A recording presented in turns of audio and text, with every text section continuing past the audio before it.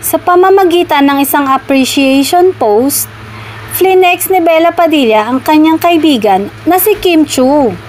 Sinabi ni Bella na magmula pa noong 2017, nagdadala na ng ligaya si Kim sa kanyang buhay.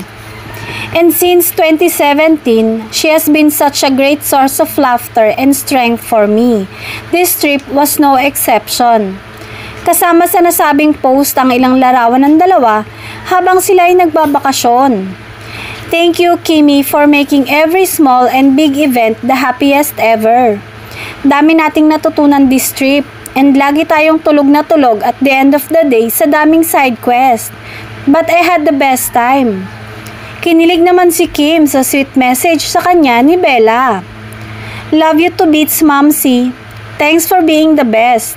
This trip, nasubok ang friendship talaga. Wait for my post.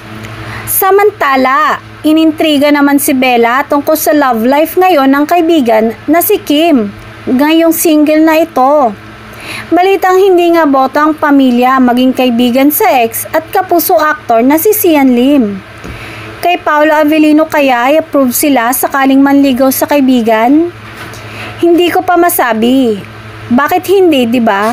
Sa ngayon, i-enjoy niya muna, may right time ang lahat, paiksing sagot ni Bella.